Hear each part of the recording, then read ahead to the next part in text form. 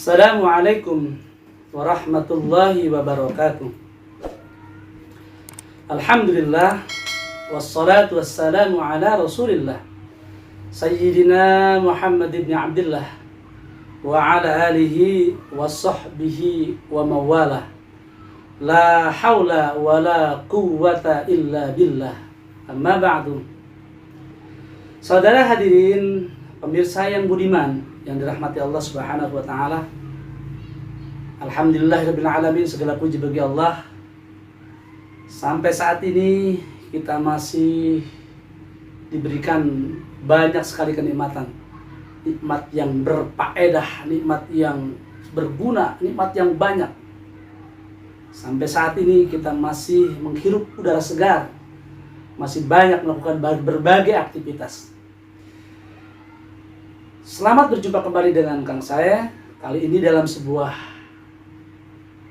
kisah, yaitu tentang sahabat Nabi jenaka, sahabat Nabi yang lucu, sahabat Nabi yang gokil, sahabat Nabi yang nekat, yaitu yang bernama Nuaiman bin Ibnu Amr bin Rafa'ah.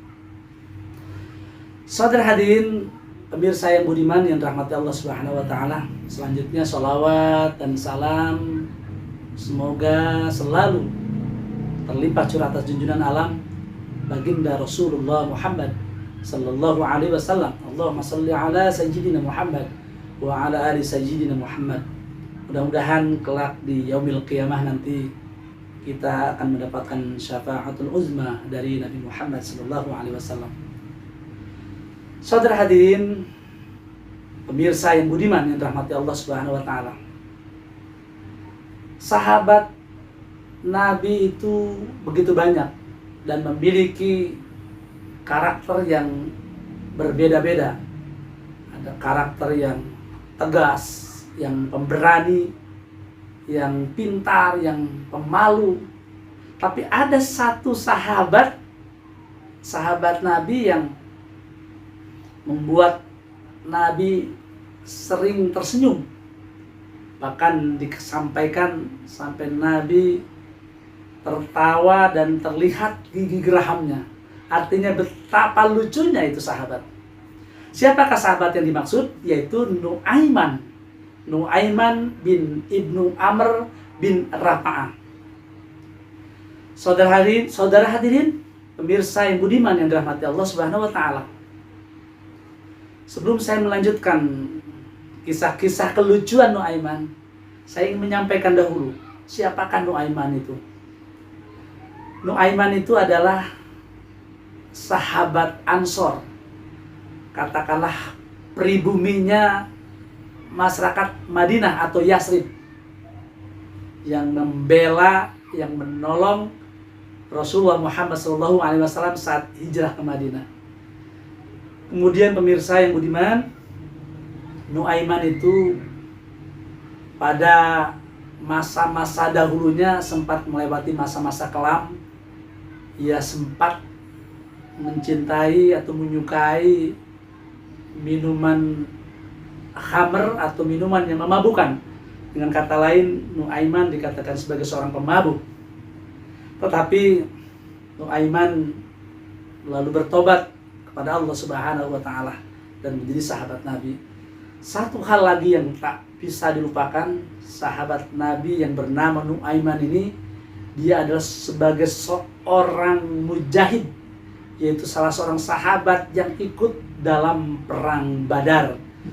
Perang Badar dalam sejarah Islam adalah perang yang terbesar dalam sejarah Islam, dan salah satunya mujahidnya adalah Nuaiman. Saudara hadirin, pemirsa yang budiman yang dirahmati Allah Subhanahu wa taala. Banyak kisah-kisah tentang Nuaiman. Saya ingin menyampaikan beberapa cuplikan saja, ingin beberapa kisah saja tentang bagaimana itu gokilnya seorang Nuaiman. Yang pertama, Nuaiman itu pernah menjual temannya sendiri, pernah menjual sahabatnya sendiri. Coba bisa kita bayangkan, masa temannya sendiri dijual. Pemirsa yang budiman, suatu hari, suatu ketika, saat itu sahabat Abu Bakar As-Siddiq pamit dengan Rasulullah, "Wahai Rasulullah, saya mohon pamit, saya izin. Saya hendak ke Syria, ke Sam, ingin berniaga. Tapi izinkan saya akan mengajak dua orang sahabat, yaitu bernama yang pertama adalah Nuaiman dan yang kedua adalah Suwaibit. Suwaibit dan Nuaiman yang diajak oleh Abu Bakar As-Siddiq ke Sam." Saudara hadirin pemirsa yang budiman, Abu Bakar As-Siddiq datang ke Sam itu untuk berniaga, untuk berjualan, untuk berdagang. Dan tradisi saat itu memang mereka melakukan sebuah niaga atau perdagangan ataupun penjualan. Saat itu saudara ditugaskan oleh Abu Bakar supaya Nuaiman menemani Suwaibit. Apa tugas yang disampaikan oleh Abu Bakar? Suwaibit ini orang yang amanah, sudah teruji keamanahannya, yaitu untuk menjaga makanan untuk perbekalan mereka. Saudara hadirin, inilah gokilnya seorang Nuaiman. Selain itu memang dia termasuk orang yang tidak kuat, tidak tahan dengan lapar. Baru saja sebentar ia sudah merasakan lapar. Tapi memang ketika itu hari sudah mulai siang. Diam-diam dia mendekati Suwaibit. Dia berupaya untuk membujuk, merayu, mendekati. Suwaibit sudah tahu. Tentu saja ada maunya ini. Benar saja apa yang diucapkan oleh Nuaiman. "Suwaibit, tolonglah saya." "Tolong apaan?" "Tolong berikan aku sepotong makanan. Perutku sudah lapar ini. Ususku sudah meleleh." Bahasa usus sudah meleleh artinya sudah dalam kondisi lapar. Perutnya sudah keroncongan. "Suwaibit, saya nggak tahan ini, udah lapar banget ini. Tolonglah kasih sepotong roti." Suwaibit tetap amanah, dia tidak mau memberikan kepada Nuaiman. Saudara hadirin pemirsa yang budiman, Nuaimin inilah gokilnya, gilanya, nekatnya apa? "Hai Suwaibit," mengancam pada saat itu, "kalau kamu tidak asis makan kepada aku, jangan main-main dengan aku akan jual kamu." Suwaibit berpikir, nggak mungkin, apa maksudnya ini si Nuaiman? Masa saya dijual? Saya kan bukan hamba saya kan orang merdeka. Lagi pula mana mungkin dia akan menjual kawannya sendiri. Suwaibit berpikiran begitu. Tapi Nuaiman benar-benar nekat. Lalu apa saudara? Pemirsa yang budiman, dia pergi kemana? Pergi ke pasar. Di sana banyak kerumunan orang-orang. Sambil mendengarkan, di sana juga terjadi jual beli budak, jual beli hamba saya. Dan saat itu saudara pemirsa hadirin, itu memang di sana terjadi pada saat masyarakat di Madinah itu ada jual beli manusia yang disebut dengan hamba sahaya atau manusia yang tidak merdeka. Ya, yang disebut dengan hamba sahaya tadi, berapa harganya? Saat itu harga yang dijual belikan itu harganya 100 sampai 200 dirham. Diperhatikan, didengar oleh Nuaiman. Padahal perutnya sudah berbunyi, sudah keroncongan, sudah nggak tahan ini, pengen makan. Lalu akhirnya punya gagasan, punya ide nakalnya. "Wahai Tuan, siapa yang mau membeli budakku? Siapa yang membeli hamba sahayaku? Aku akan jual murah." Dia berteriak, "Aku akan jual 20 dirham." Coba bayangkan, 100 biasanya minimal 100 dirham sampai 200 dirham. Tapi ini hanya 20 dirham. Tentu saja orang-orang saat itu akan menoleh ke Nuaiman. Yang benar saja, mana mungkin 20 dirham. Apakah kau tidak berbohong? Tidak. Tapi baik, di mana sekarang? Ada, tenang, nanti akan aku berikan. Sahabat Suhaibit tenang-tenang saja, mungkin sempat juga mencari di mana ini si Nuaiman, kok tidak ada. Ternyata Nuaiman sedang pergi ke pasar, tidak terlalu jauh dari tempat Suhaibit berada. Tapi apa yang dilakukan oleh Nuaiman? Disampaikan kepada orang yang calon pembelinya. Wahai tuan, aku sampaikan kepadamu ya, budakku punya kelemahan. Katakanlah sebagai kecacatan, aib. Mungkin pembeli berpikir bahwasanya mungkin aib, cacat, mungkin dalam bentuk fisiknya. Tapi ternyata apa yang kau maksudkan? Nanti ketika engkau tangkap dia, ketika nanti engkau ambil dia, kelemahan itu, kecacatan, dia akan berteriak dengan suara keras. Lalu apa?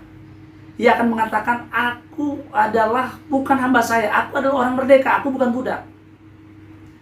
Pemirsa, hadirin yang dirahmati Allah, biasanya orang jual beli budak itu tidak ada yang katakan dengan bentuk pemaksaan dan memberontak dan sebagainya. Tapi kali ini benar, ternyata si pembeli datang menghampiri Suhaibit. Tiba-tiba Suhaibit cekap dari belakang, dipegang saja. Tentu saja Suhaibit kaget. Dia menoleh, dia pikir sahabatnya sendiri, dia pikir Nuaiman ternyata orang asing. Kemudian ia mengatakan si pembelinya, ini yang kau jual? Iya. Ternyata benar. Suhaibit berteriak, tidak, meronta-ronta, aku bukan budak, aku orang merdeka. Ini luar biasa, gokil sekali, nekat banget. Temannya sendiri ia jual hanya karena urusan perut. Nah, ini yang harus kita perhatikan. Ternyata karena urusan perut saja kadang-kadang seseorang bisa nekat. Tapi Suhaibit mungkin berpikir tidak segila itu Nuaiman. Ternyata benar, dibawa itu dan ya tidak berdaya apa-apa. Si Suhaibit dibawa oleh seseorang dan dibeli hanya 20 dirham. Kenapa tidak dijual dengan harga yang mahal? Karena memang rencana Nuaiman bukan untuk kepentingan apa-apa, hanya kepentingan perut. Karena ia begitu lapar saat itu. Nah, saudara hadirin pemirsa yang budiman yang dirahmati Allah Subhanahu wa taala, tidak lama kemudian datang sahabat Abu Bakar. Ia bertanya kepada Nuaiman, wahai Nuaiman, mana Suhaibit? Kok tidak menjaga makanan? Ia dengan jujur, dengan polos mengatakan, wahai Abu Bakar, Suhaibit sudah aku jual. Mungkin Abu Bakar berpikir salah dengar. Apa yang kau katakan? Suhaibit sudah aku jual. Maksudmu Suhaibit telah engkau jual ke orang lain? Iya, betul. Bayangkan saudara hadirin pemirsa yang dirahmati Allah, betapa kagetnya. Ya meskipun tentu saja Abu Bakar sudah tahu perilakunya Nuaiman yang gokil, yang umur yang jenaka, tetapi sering nekat. Ternyata benar. Di mana Suhaibit? Benarkah engkau yang kau ucapkan? Benar. Lalu untuk apa?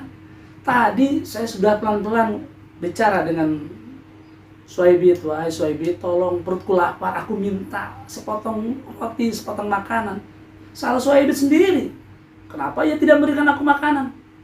Coba bayangkan urusan sepotong roti, sepotong makanan, sampai harus menjual kawannya sendiri.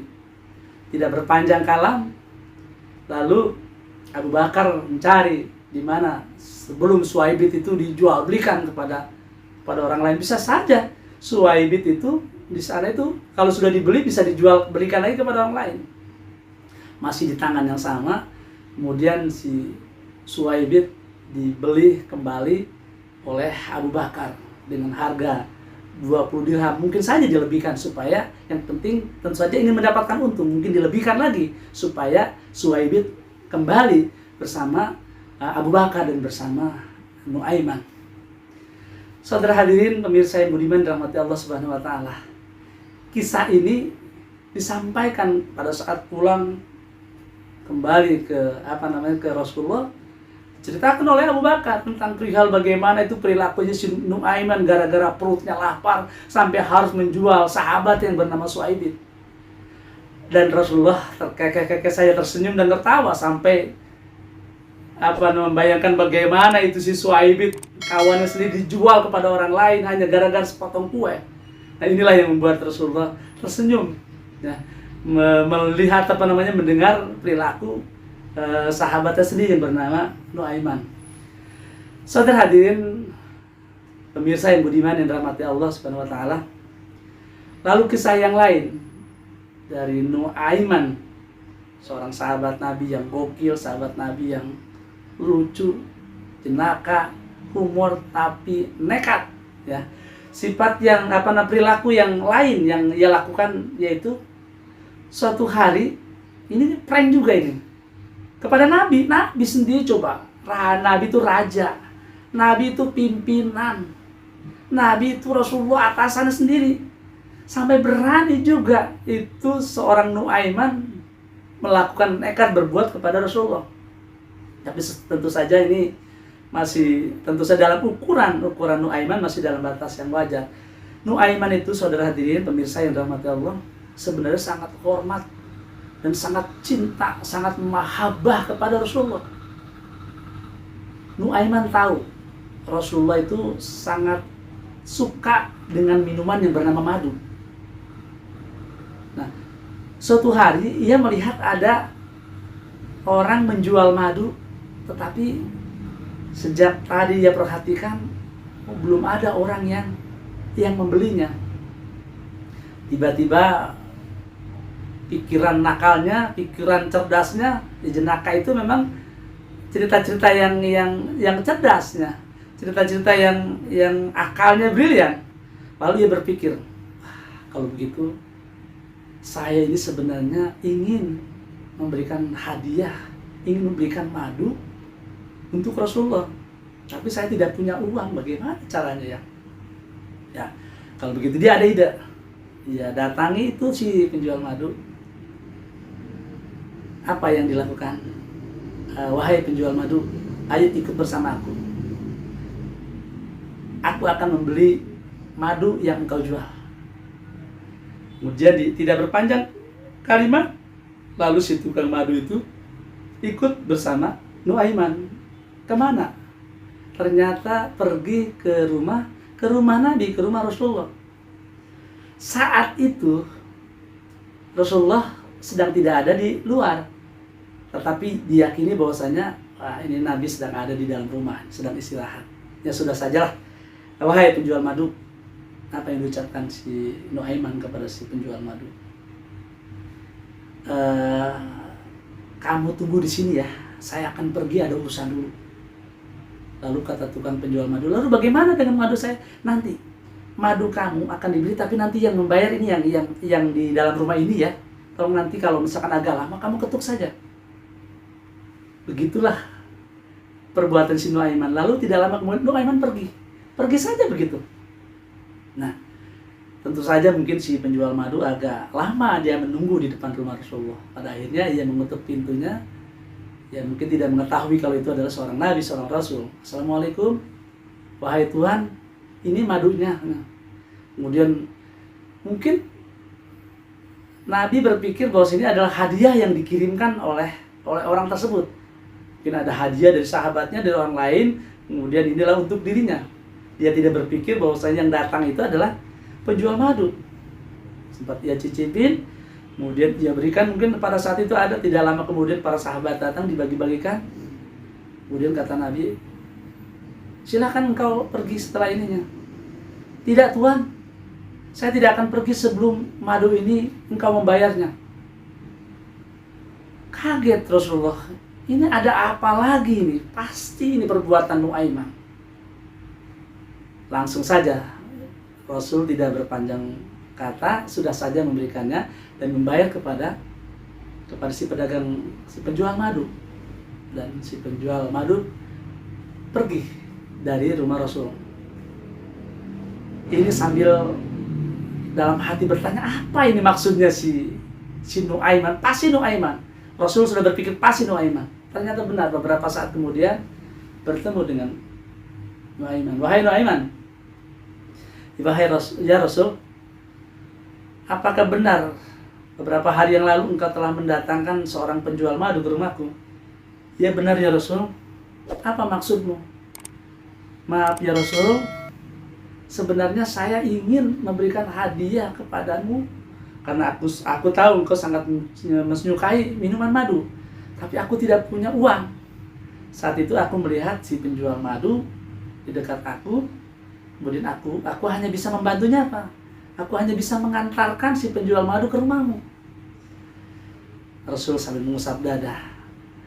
Ini perbuatan Nuaiman. Tetapi tentu saja sekalipun begitu sudah tidak merasa berterima kasih ya. Sebenarnya dia ingin memberikan hadiah kepada Rasul madu, tetapi karena tidak memiliki uang tentu saja pada saat itu.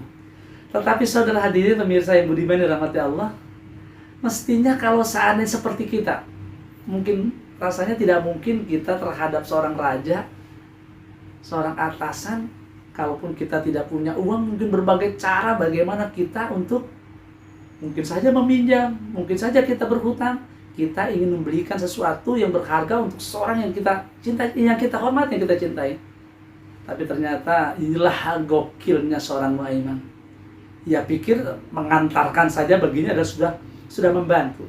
Artinya Rasulullah Muhammad SAW kena prank oleh Nuaiman. Saudara hadirin, pemirsa yang budiman dirahmati Allah, ada lagi saya ingin menyampaikan kisah Nuaiman yang gokil, yang gila, yang nekat.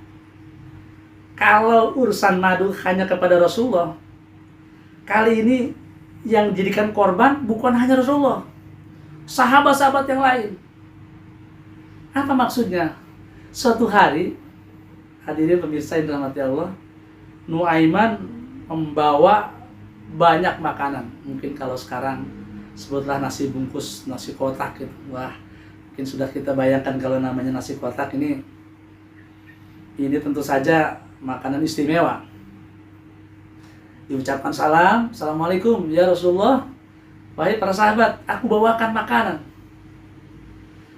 Sahabat ketika itu begitu gembira di sebuah majelis, di sebuah katakanlah tempat perkumpulan, lalu disajikanlah itu makanan, diberikan ke teman-temannya. Teman-temannya berpikir, hari ini Nuaiman mungkin sedang dapat keuntungan, mungkin dapat rezeki yang banyak, sehingga ia memberikan kita banyak makanan.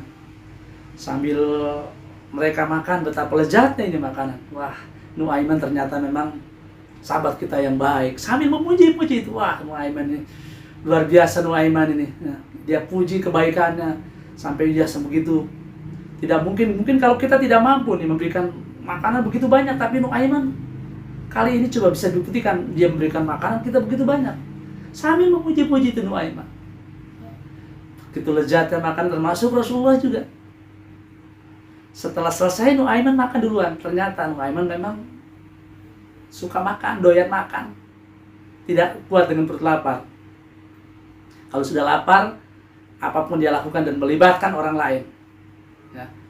Dan ini melibatkan semua sahabat. Ya, makan bersama-sama, setelah itu dia makan lebih dahulu karena makannya banyak. Nah, gembul ceritanya begitu. Nuaiman ini makannya bengis banyak. Ya. Mungkin dia ingin nambah juga sebenarnya. Apa yang terjadi ketika itu? Dia berpamitan, wahai sahabat Rasulullah, saya keluar sebentar ya. Kamu kemana? Sebentar, nanti saya akan kembali lagi. Oh baiklah kalau begitu, terima kasih ya Nuaiman. Itu mungkin sahabat-sahabatnya sudah melambaikan tangan, terima kasih. Wah, Nuaiman hebat ini, kasih makanan banyak dengan kita. Ya, tapi teman-teman sahabat menyampaikan, wah kok Nuaiman nanti akan kembali lagi, cuma sebentar katanya. Ternyata benar, mungkin sahabat yang lain baru saja ada yang 1, 2 sudah selesai, mungkin sebagian yang lain belum selesai makan, masih saja dalam santapan. Datang lagi Nuaiman, assalamualaikum ya Rasulullah, wahai sahabat, wahai Nuaiman, kamu ngajak siapa? Ini orang yang punya makanan tadi. Apa maksud kamu? Ini penjual makanannya. Maksudmu apa? Itu makanan yang kalian makan tadi, yang kau makan ya Rasulullah. Ini pemiliknya, ini penjualnya. Subhanallah, sambil mengusap dada. Ini apalagi Nuaiman? Mereka berpikiran itu makanan yang dimakan oleh mereka, yang dibawa oleh Nuaiman, itu hadiah. Hadiah yang diberikan untuk teman-teman dan Rasulullah. Ternyata apa? Itu adalah ya melibatkan dia perutnya lapar, kemudian melibatkan teman-temannya untuk makan juga. Apa yang dikatakan? Wahai Rasul, wahai sahabat, tolonglah bayar ini si penjual makanan. Kasihan mereka, jangan sampai mereka menunggu lama. Apa yang terjadi? Mereka teman-teman, para sahabat mengusap dada saja. Akhirnya apa? Rasulullah juga sudah mengerti ini. Bagaimana nih para sahabat Nuaiman yang suka memang nekat ini.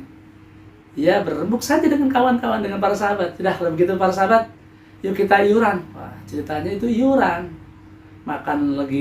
Makannya enak tapi ujungnya enak. Apa? Enak dimakan tapi ujungnya enak apa? Karena harus membayar. Mereka pikir itu makanan gratis, ternyata harus membayar. Ulah siapa? Ulah Nuaiman. Udah, akhirnya mereka patungan. Mereka iuran bareng-bareng termasuk Rasul. Setelah itu sudah pergi. Tinggal mereka mengusap dada. Aduh, ini ada aja Nuaiman. Saudara hadirin pemirsa yang budiman dalam hati Allah Subhanahu wa taala. Kemudian ada satu lagi yang lebih gokil lagi dari ini. Yang lebih gila lagi. Kenapa? Suatu hari Rasulullah Muhammad SAW kedatangan para tamu terhormat. Tamu-tamu terhormat terlihat dari pakaiannya, kemudian juga terlihat dari kendaraan yang dipakai. Mungkin saat ini kalau kendaraan terhormat mungkin pakai mobil-mobil mewah, mobil-mobil mahal, ya. Tetapi pada saat itu dilihat bukan dari mobil, tetapi dilihat dari kendaraan apa?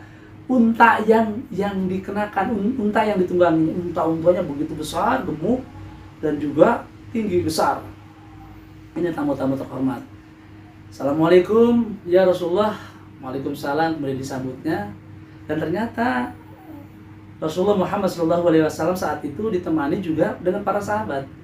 Itu ditemani oleh Hamzah, itu pamannya sendiri, itu Umar ibn Khattab dan Sayyidina Ali dan Sa'ad bin Waqqas saat itu. Tamu disuruh mereka masuk. Kemudian Rasulullah meminta kepada para sahabat Hamzah, Umar, Ali dan Sa'ad supaya menjaga unta-unta tamunya. Tolonglah para sahabat, tolong jaga unta tamu-tamu kita. Baik ya Rasul. Para tamu masuk ke dalam rumah Nabi, mereka bercengkrama. Mereka kisahkan mereka sedang belajar tentang agama ternyata. Nah, tidak lama kemudian setelah itu datang itu sahabat Nabi yang usil, sahabat Nabi yang gokil. Siapa? Nuaiman. Wah, Nuaiman pasti bikin ulah lagi. Tapi setiap kali suatu keadaan tertentu, para sahabat tidak berpikir yang tidak, berpikir yang negatif. Nuaiman bertanya kepada para sahabat, wahai sahabat, ada siapa itu? Itu tamu Rasulullah. Oh begitu ya. Kamu tidak melihat pada unta di depan sana? Oh iya melihat, untanya gemuk-gemuk, kemudian besar-besar. Ternyata Sayyidina Hamzah atau ya sahabat Hamzah menyampaikan, ya ini sudah lama juga nih kita tidak makan daging unta. Enak barangkali lezat ya daging unta ya. Hamzah berkata begitu tidak terpikiran yang tidak. Memang mereka mungkin sudah lama juga tidak makan daging unta. Lalu apa? Disambut dengan ya memang sahabat Nuaiman ini memang orang gokil, yang gila, yang nekat. Apa yang disampaikan oleh Nuaiman? Wahai Hamzah, wahai saudara sahabat, apakah engkau ingin makan daging unta? Ya tentu saja mau kalau ada. Kalau mau, maka akan aku sembelih itu unta yang ada di depan sana. Kata Sayyidina Hamzah, engkau berani? Ya beranilah. Siapa dulu Nuaiman gitu. Nah begitu ya. Nuaiman gitu, dia orang suka nekat memang. Ternyata apa? Benar ini aku potong ya. Ah mana mungkin kamu berani? Berani, saya katakan berani, kata Nuaiman begitu. Tapi catatan minta tolong ya. Apa yang dikatakan Nuaiman. Tolong jangan sampaikan kepada Nabi, jangan sampaikan kepada Rasul. Waduh, ini ada apa lagi nih? Ulah si Nuaiman, kata Hamzah dan sahabat yang lain. Dia pergi sebentar. Ternyata dia benar ngambil sebilah pisau tajam, dan memotong unta tamu Rasulullah Muhammad SAW. Setelah disembelih, setelah dipotong, datang kembali. Wahai Hamzah, wahai sahabat, aku sudah memotongnya. Silakan, aku akan pergi. Nanti kalau Rasulullah menyampaikan, menanyakan aku, jangan sampaikan. Tolong jangan beritahu aku ada di mana. Itu para sahabat bingung, nekat amat si Nuaiman ya. Menyesal Hamzah itu menyampaikan, jangan-jangan, saya pikir ini hanya sekedar main-main, ternyata benar-benar. Nuaiman ini nekat benar. Lalu tidak lama kemudian para tamu Nabi keluar, kemudian pamit pulang. Kemudian ketika Rasul meminta supaya kendaraan untanya diambilkan, ada unta yang kurang. Lalu Rasul bertanya, kemana untanya? Sambil gelagapan Hamzah dan sahabat yang lain, itu ya Rasul, apalagi Nuaiman ya? Iya benar ya Rasul. Aduh, Nuaiman, ada apa dengan Nuaiman? Ternyata itu untanya disembeli, untanya dipotong. Memalukan ini Nuaiman ini, memalukan tamu. Tetapi apa, karena dengan tamu itu sangat memaklumi dan keadaan ini, sudahlah, baik, mohon maaf tamu-tamuku, wahai Hamzah dan saudara-saudaraku, persahabatku, cari unta yang lebih bagus dari ini. Dalam waktu singkat kemudian didatangkan unta sebagai penggantinya. Setelah tamu-tamu pulang, mereka gemas marah ini si Nuaiman. Yuk kita cari di mana Nuaiman. Sahabat-sahabat ini sudah, tapi para sahabat ini sebenarnya ingin marah, tapi kalau sudah bertemu dengan Nuaiman orangnya cengenges saja begitu. Dikejar sampai mana? Para sahabat dengan Rasul mengejar di mana Nuaiman berada sampai ke perbatasan Madinah. Sampai dekat perbatasan, sebelum mereka datang rombongan mengejar, Nuaiman lebih dulu. Nuaiman sampai ke perbatasan Madinah, dia bertemu dengan salah seorang sahabat juga bernama Al-Miqdad bin Aswad. Assalamualaikum Al-Miqdad. Assalamualaikum sahabat. Waalaikumsalam. Nggak, kemana engkau Nuaiman? Ini aku, sepertinya engkau tergesa-gesa, ada apa? Si Al-Miqdad bin Aswad ini sedang menggali lubang, atau dengan kata lain membuat sebuah sumur. Sumurnya besar sekali, ini untuk apa? Ya ini untuk untuk menyimpan sesuatu. Lalu Nuaiman mulai memuji, wahai sahabat Badar, bagus betul apa yang kamu lakukan ini. Ternyata Miqdad bin Aswad sudah mengenal juga watak Nuaiman. Ada apa engkau? Apa maksud yang kamu memuji begitu? Pastinya ada udang di balik batu ini. Ternyata benar. Wahai sahabat, saya sedang dicari oleh seseorang, sedang dikejar oleh para sahabat.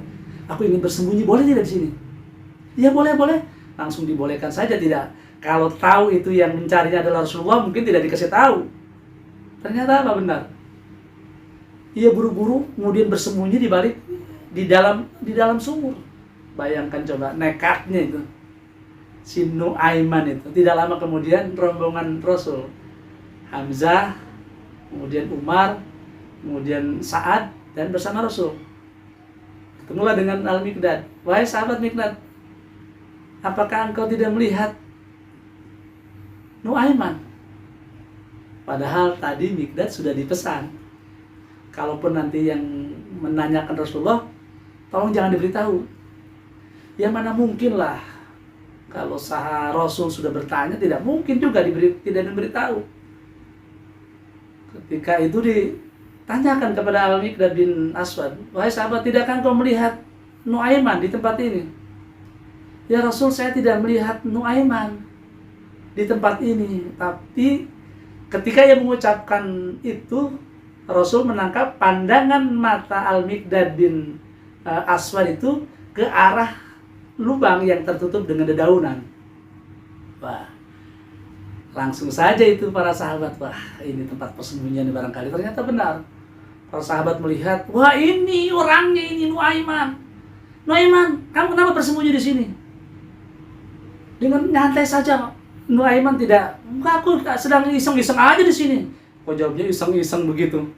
Ternyata apa? Rasul datang. Nuaiman, apa yang kau lakukan terhadap tamuku? Mengapa engkau menyembelih unta tamuku? Wahai Rasul, jangan tanyakan aku.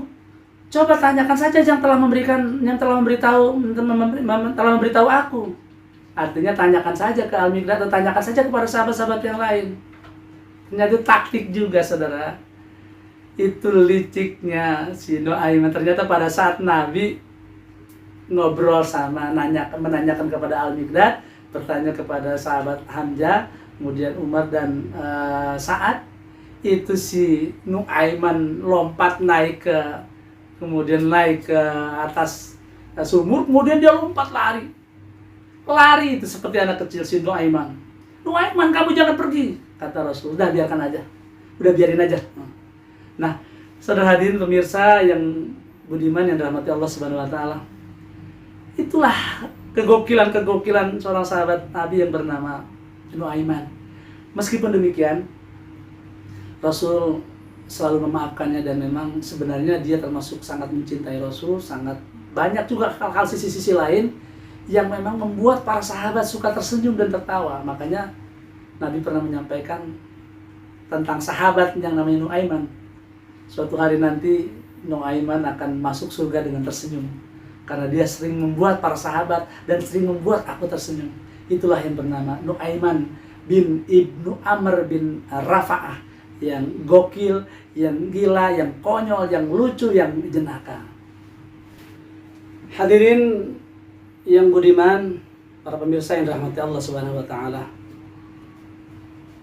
Dari kisah-kisah Nuaiman, seorang sahabat Nabi yang jenaka, yang sense of humornya begitu tinggi, apa yang bisa kita ambil pelajaran tentang tersenyum, tentang tertawa?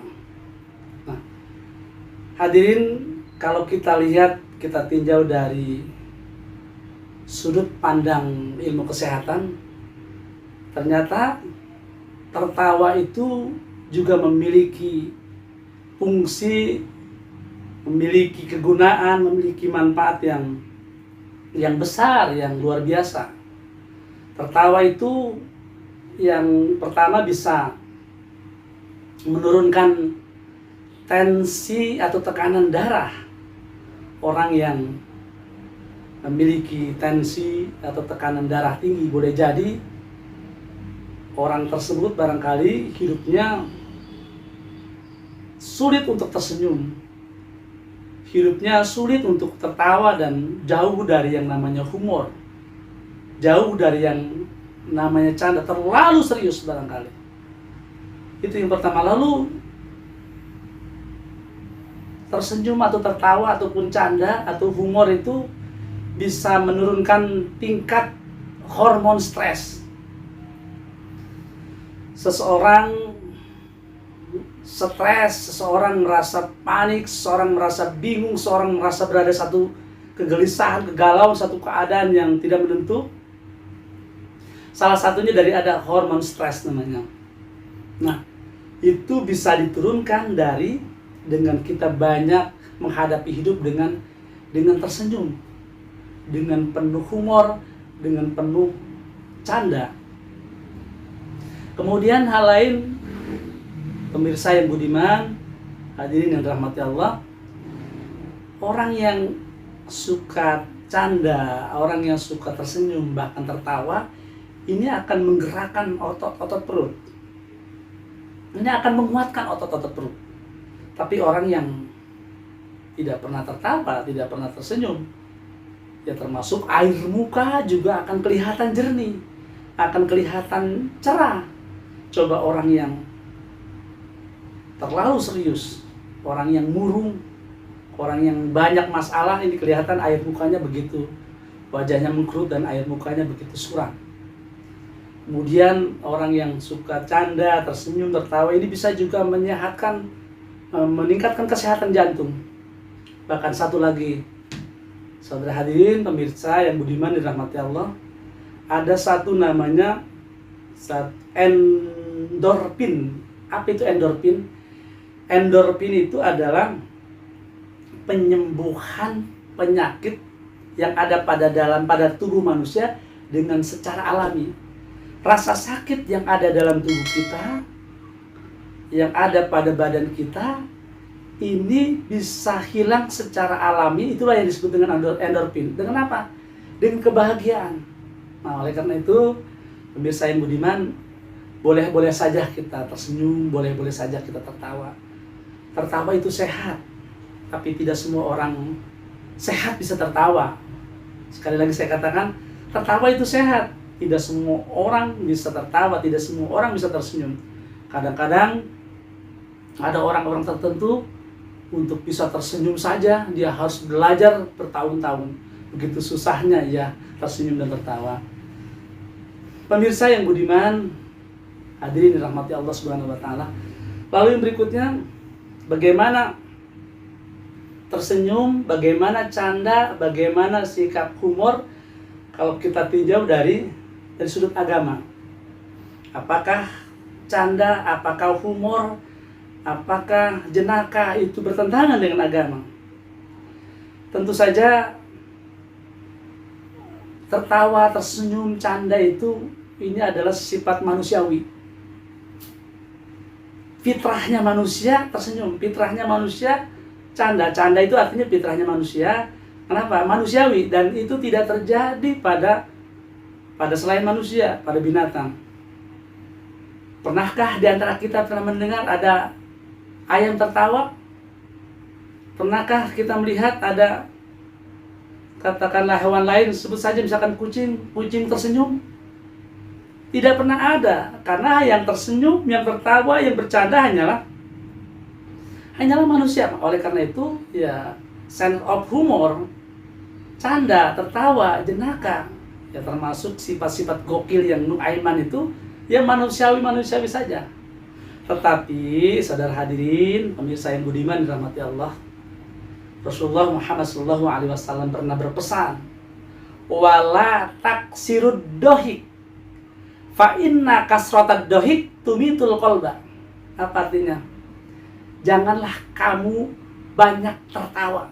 Jangan terlalu banyak tertawa, karena dengan banyak tertawa maka tumitul qalb, akan mematikan hati. Nah, inilah artinya boleh-boleh saja tersenyum, canda, tertawa boleh, asalkan jangan berlebihan, jangan keterlaluan. Tidak boleh keterlaluan itu. Karena apa? Akan mematikan hati. Kalau orang sudah hatinya mati, timbul sifat-sifat buruk.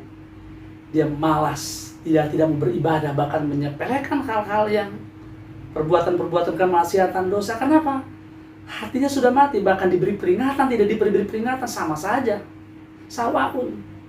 Ya, amlam tundirhum, la yu'minun, tidak beriman. Karena apa? Ya karena sudah mati hatinya. Ya. Nah, saudara hadirin yang budiman, pemirsa yang dirahmati Allah Subhanahu wa taala, itu pesan Nabi. Suatu hari, suatu ketika, sahabat balik bertanya kepada Rasulullah, "Ya Rasulullah, innaka tuda'ibuna." Wahai Rasulullah, bukankah engkau pernah suka bercanda dengan kami? Bukankah engkau juga suka mencandai kami? Rasulullah hanya tersenyum-senyum saja. Apa yang katakan? Inni la aku la illa haqqo. Iya, tapi sesungguhnya aku tidak pernah mengatakan kecuali yang aku katakan adalah yang benar. Artinya apa? Saudara hadirin, pemirsa yang budiman dirahmati Allah, boleh kita bercanda, boleh kita katakanlah humor, asalkan yang kita ucapkan itu ada sesuatu yang benar.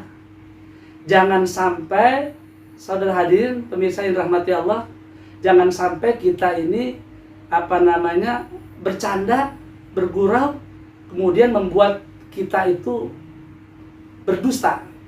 Jangan karena kita ingin orang lain itu tertawa, jangan karena kita ingin humor, jangan kata kita ingin orang lain itu tersenyum dengan ucapan kita, tetapi kita membuat sebuah pendustaan. Kata Nabi, wailul lilladzi yuhaddasu fayakzibu liyadhika bihil qaum. Apa kata Nabi? Wailul lahu. Artinya apa? Wailul lilladzi, telah kalah orang-orang yang lilladzi yuhaddasu, dia bercakap, dia berucap, dia berkata, payak ziwu, tapi dia berdusta. Kemudian liyudhi kabihil kaum, hanya tujuannya ingin supaya orang lain tertawa, tetapi dia berdusta, tapi dia berbohong. Nah ini wailullahu, maka itu adalah sesuatu yang celaka. Nah, saudara hadirin yang rahmati Allah, apakah Nabi tidak pernah bercanda? Nabi pernah. Ada dua ucapan yang ini barangkali Nabi pernah bercanda. Nabi pernah humor. Suatu ketika begini, pemirsa yang budiman dan rahmati Allah, tolong diperhatikan. Suatu hari ada sahabat Nabi datang kepada Nabi. Sahabat datang kepada Rasul, kepada Nabi. Apa yang dikatakan? Ya Rasulullah, ahmilni. Ya Rasul, tolong angkat aku. Tolong angkatkan aku ke atas unta. Rasul sudah menangkap apa yang dimaksudkan oleh Nabi. Tapi apa yang dikatakan oleh Nabi? Inna hamiluka ala walidina. Inna hamiluka ala waladinaqoh. Apa artinya? Baik sahabat. Saya akan mengangkat kamu, saya akan menaikkan kamu ke anak unta. Ala waladinaqoh. Ke atas anak unta. Coba bayangkan. Sahabat Nabi yang minta tolong kepada Nabi berpikir, kok Nabi bercanda, mana mungkin saya naik ke anak unta. Nah, ternyata perhatikan apa yang didustakan oleh Nabi. Nabi tidak berbohong. Maksudnya Nabi bukan berarti anak unta itu adalah unta kecil. Untanya tetap besar, tapi yang dimaksudkan oleh Nabi, ini unta yang besar ini dulu punya ibu, punya orang tua. Dia adalah dulu pernah jadi anak unta, meskipun sekarang sudah besar. Itu candanya Nabi, coba tidak berpikir. Gak nyampe ke situ pikiran kita kan? Nabi mengatakan, baik, aku akan mengangkat kamu ke anak unta. Maksudnya adalah itu dulu yang sekarang jadi unta besar pernah jadi punya ibu, namanya ibu unta, kira-kira begitu. Nah itu yang pertama. Lalu yang terakhir saya ingin contohkan dua saja. Suatu hari pernah datang ibu-ibu tua, sebut saja nenek ya, seorang nenek datang kepada Rasulullah ya. Ya Rasul, ud'ullah. Tolonglah saya, mintakan ayyadkhulanil jannah. Saya minta tolong kepada, mohon doakan aku, minta tolong kepada Allah supaya aku masuk surga. Tuh. Nabi tersenyum. Apa yang diucapkan Nabi kepada si nenek tadi? Ya. Innal jannata la tadkhuluha ajuj. Sesungguhnya nanti di surga tidak ada nenek-nenek. Nenek mah gak akan masuk surga. Kira-kira begitu coba. Rasul Nabi kita mengatakan, tentu saja si nenek itu kok Rasul begitu, kok Nabi gak mau mendoakan saya. Dia pulang menangis. Apa yang dikatakan Rasul? Apakah Rasul salah?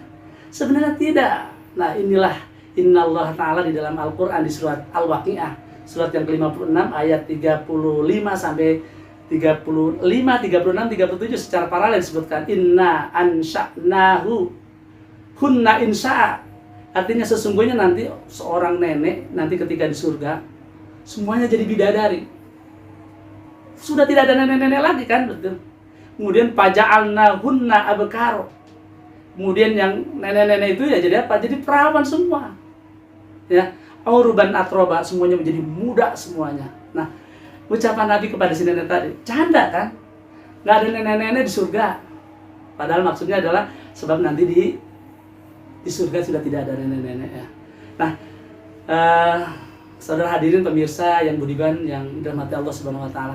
Itulah barangkali kisah tentang seorang Nuaiman ya, sahabat Nabi yang humoris, sahabat Nabi yang lucu, yang jenaka, yang gila.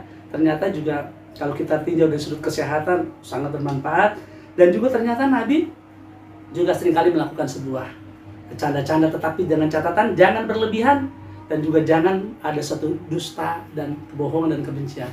Itu saja pemirsa yang budiman dirahmati Allah, mudah-mudahan apa yang saya sampaikan ini bermanfaat untuk kita semua. Saya ucapkan terima kasih atas segala perhatian, mohon maaf atas segala kekurangan. Billahi taufiq wal hidayah. Assalamualaikum warahmatullahi wabarakatuh.